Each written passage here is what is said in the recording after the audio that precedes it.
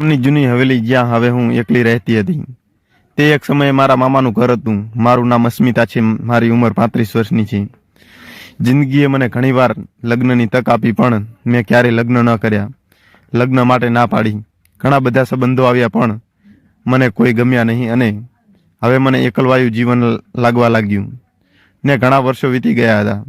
ઉનાળાની રાત હતી જ્યારે મારો ભત્રીજો રાકેશ શહેરમાંથી ગામમાં આવ્યો હતો. તે મારા મોટા ભાઈનો દીકરો હતો. તે 24 વર્ષનો ઊંચો, એટલો જ સુંદર અને ઘણું ભણેલો અને સ્માર્ટ. સુંદર બાળપણથી જ અમારી વચ્ચે હંમેશા ખાસ મોજ મસ્તી ચાલતી હતી.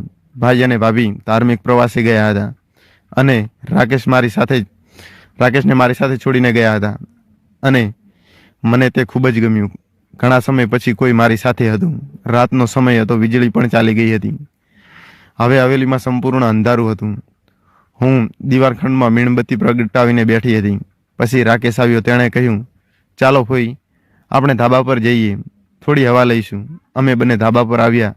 એ ચાંદની રાત હતી. હવામાં ઠંડક હતી અને જૂની યાદોની યાદ કરીને ધાબા પર બંને એક ખાટલા પર બેઠા હતા. રાકેશ મારી નજીક બેઠો અને કહ્યું કે તમે હજુ પણ પહેલા જેવા સુંદર દેખાવ છો. હું હસી અને કહ્યું, તમે તોફાની બની ગયા છો. હું સાચું કહું છું, શહેરમાં રહીને મેં ઘણું જોયું છે પણ તમારા જેટલી બુદ્ધિશાળી, સુંદર અને પ્રમાણિક સ્ત્રીને ભાગ્યે જ જોઈ છે. તેના શબ્દોમાં સત્ય હતું પણ મારા મનમાં હાલચલ ચાલી રહી હતી. તે માત્ર વખાણ કરે છે કે બીજું કંઈક.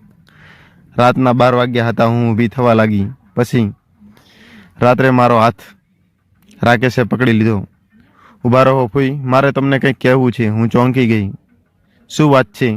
તેણે કહ્યું, ભાઈ, હું તમને માત્ર ફોઈ જ નથી માનતો કે છેલ્લા કેટલાક મહિનાઓથી હું તમારા વિશે ઘણું વિચારી રહ્યો છું. મને લાગે છે કે હું તમને એ જ ઈચ્છું છું. હું સાવ શાંત થઈ ગઈ અને વિચારવા લાગી. એ ક્ષણ, એ જ સમય અટકી ગઈ. રાકેશ, તું શું બોલે છે? હું તારી ફઈ છું, ફક્ત નામથી, દિલથી નહીં.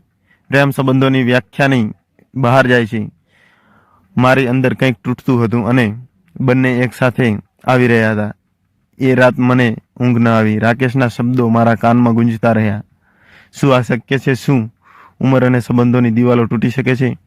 મેં ઘણા વર્ષોથી કોઈને મારી આટલી નજીક આવવા દીધા નથી પણ રાકેશ સામે મારું દિલ નબળું પડી રહ્યું હતું. બીજા દિવસે સવારે દ્રષ્ટિનો સામનો કરવો મુશ્કેલ હતો પણ રાકેશ સાવ ગંભીર હતો. તેણે નાસ્તાની ટ્રે મારી પાસે મૂકી અને કશું બોલ્યા વગર જતો રહ્યો. સાંજે અચાનક વરસાદ શરૂ થઈ ગયો હતો. હું ઓસરીમાં બેઠી હતી ત્યારે રાકેશ આવ્યો. ભીના વાળ અને આંખોમાં એ જ લાગણી. ફોઈ, તમે મને એક તક ના આપી શકો?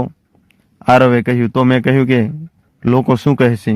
દુનિયા હંમેશા કહે છે કે અમે ફક્ત અમારું સત્ય જાણવા માંગીએ છીએ.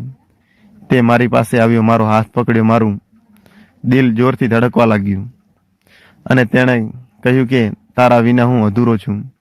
અને તે જ ક્ષણે મેં પણ મારા દિલની વાત સાંભળી. હું તેના તરફ ખેંચાઈ ગઈ. અમારી વચ્ચે કંઈ પણ બોલ્યા વગર બધું જ બન્યું. તેની બાહોમાં શાંતિ હતી.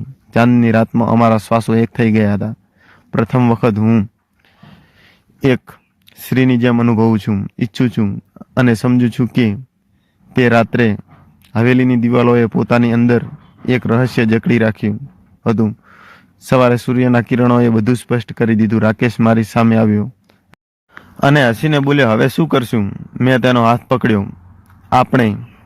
આજે આપણે જે પણ કરીશું, આપણે સાથે કરીશું અને હવે હું તને ખૂબ પ્રેમ કરું છું અને મને પણ ઘણી ભૂખ લાગી છે. હવે હું આજીવન કુંવારી છું. હું પણ હવે ઘણી તરસી થઈ ગઈ છું. મારી તરસને તું બુઝાવી દે અને ખૂબ જ આનંદ કર. અને પછી મારાથી ન રહેવાતા મેં પણ તેને મારી નજીક ખેંચી અને પછી જે થયું તે મિત્રો હું મારા શબ્દમાં કહી શકતી નથી. તો ચાલો મિત્રો, આજની વાર્તામાં આટલું. ને વાર્તાનો આગળનો ભાગ સાંભળવા માટે ચેનલને અવશ્ય સબસ્ક્રાઈબ કરી નાખજો. અને હા મિત્રો, વાર્તાને તમારા મિત્રો સાથે શેર કરજો અને ચેનલ પર નવા હોય તો લાઈક, શેર અને કોમેન્ટ કરી નાખજો.